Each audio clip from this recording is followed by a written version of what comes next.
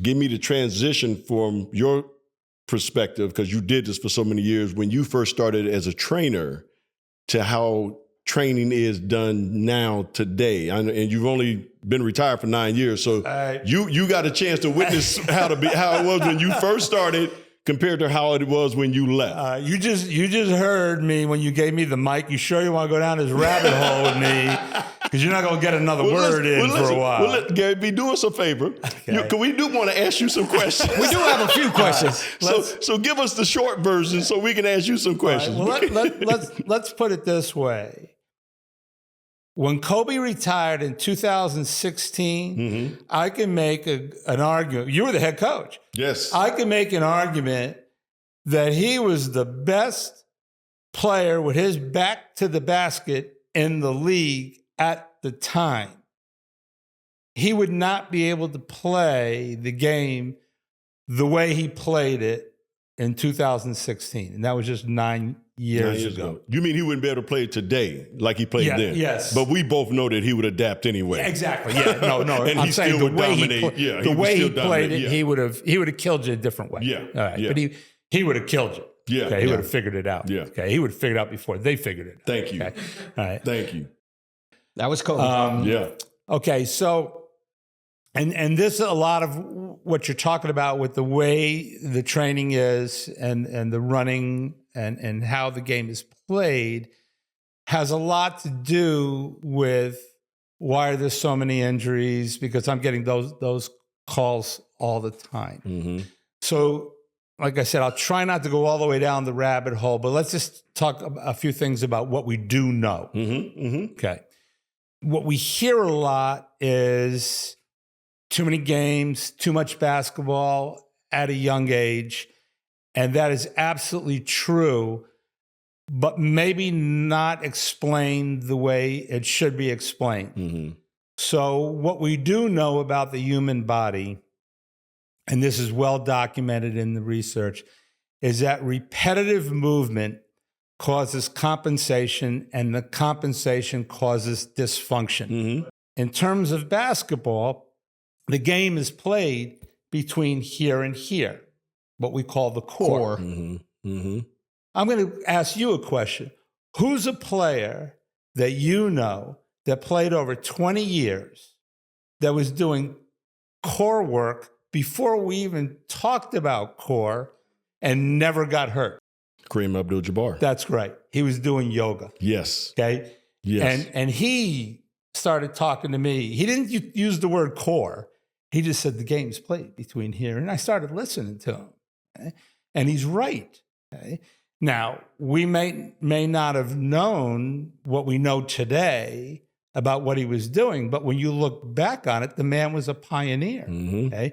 I mean, he sprained his ankle, he broke his hand, but the guy never pulled a muscle or anything like that. You're right. So the game is so much faster and so much more powerful. Where is all that coming from? It's coming from their hips. Mm-hmm. Mm-hmm. And it's all about the hips. So these hip flexors get really, really tight. They start to rotate your pelvis forward. That starts to really pull on your hamstring because your hamstring attaches underneath your pelvis and then crosses your knee joint. It shuts off the neural drive to your glute. So now, because your glute shut off, your hamstring's doing more work. That becomes prone. Your adductor muscles, which are your groin muscles, they attach underneath your pelvis. Mm-hmm. So they're working harder. Okay? So now, if you don't have a strong core, all this it's all about generating force from your lower extremity through your pelvis to your upper extremity. And we call that the kinetic chain. So if you hit a link in the chain that can't handle the load, okay, that's where it's going to fail. Mm. And it starts at the heel strike.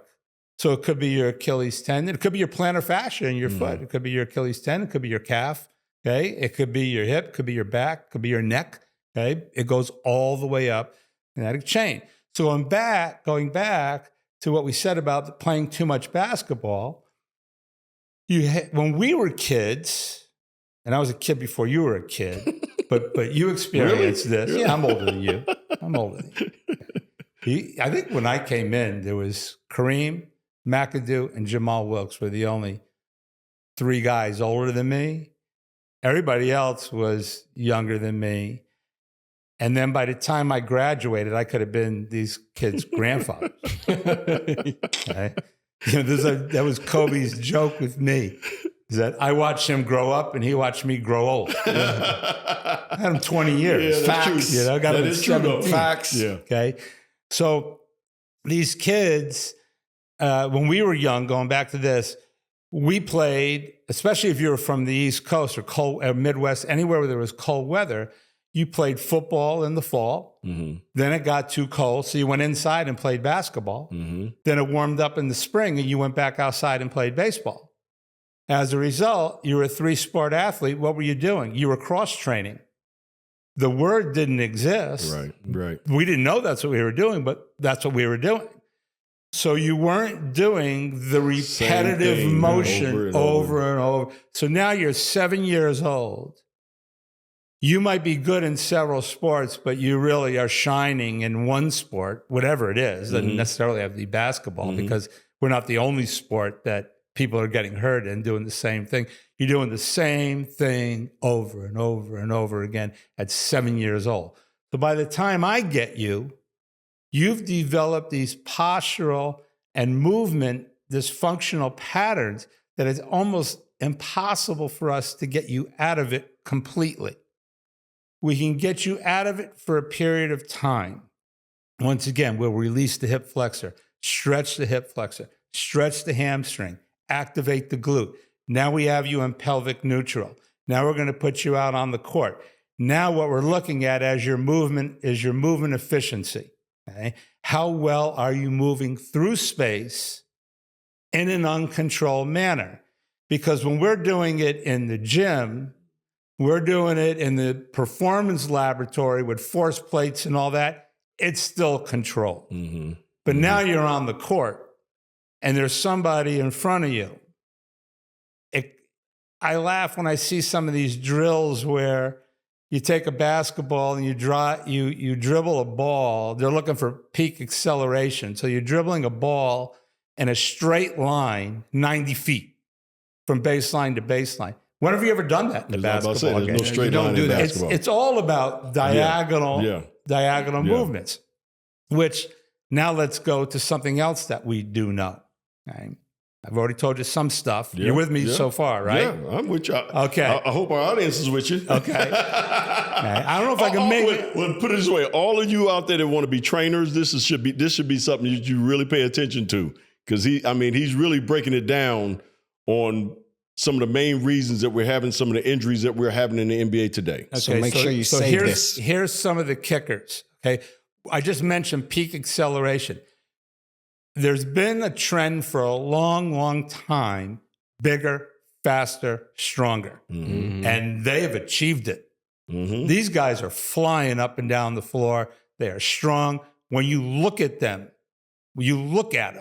they are specimens. Yeah, no, I agree. When you watch them run, they can fly. Yeah. But what we're not looking at as a whole, I mean, I'm sure some people are, but I'm out of it, okay? But what is their movement efficiency? I already know they can run fast. Right. I already know that they're the fastest, strongest basketball players in the world. How are they carrying their center of gravity as they're moving through space in an uncontrolled manner? And here's where the rubber really meets the road. Something else that we know, the two things the body doesn't like is slowing down and turning, torque.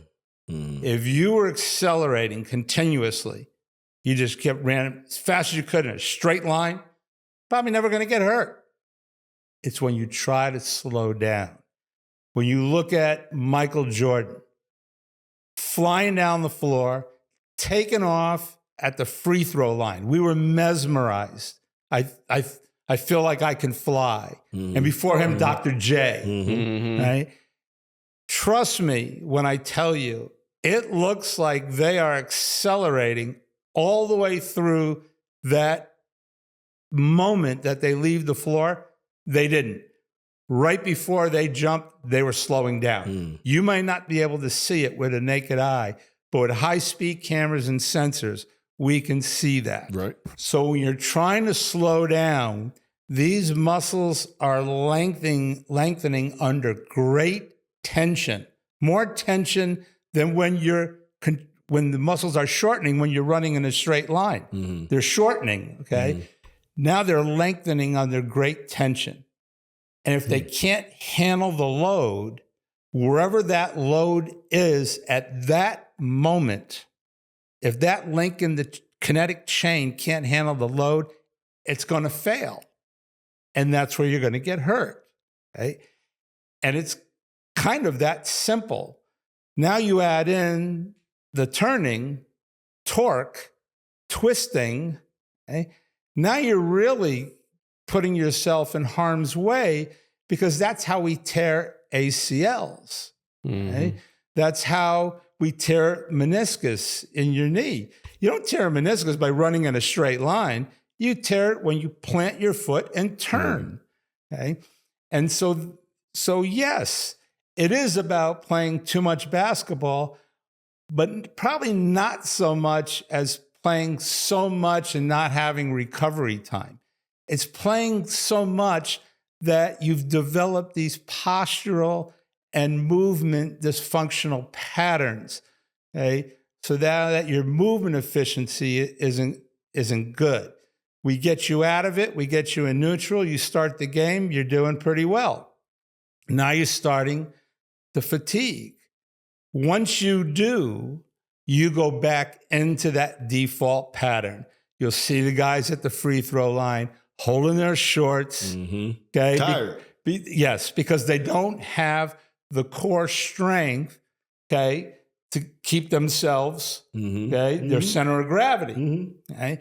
Now, I should get a T-shirt, okay? So you should have coined the phrase 3 repeat. Riles stole that from you.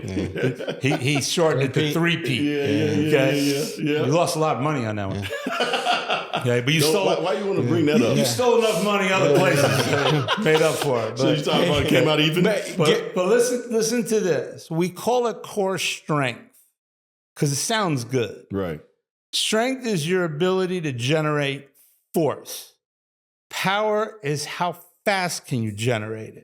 Endurance is how long can you generate it. We really should call it core endurance because the longer you can control your center of gravity with your core, the least likely you'll get hurt as you're moving through space in these uncontrolled manners. That's why all these people that, for whatever their reasons are, sitting in front of desk or playing golf, too much tennis, too much swimming, whatever the cause of their pain is, they take up yoga, they take up Pilates, and it counters all the dysfunctional patterns that you've created over time. Thank you for watching Byron Scott's Fast Break. If you like what you saw, here's some more videos. And while you're at it, don't forget to like, comment, and subscribe.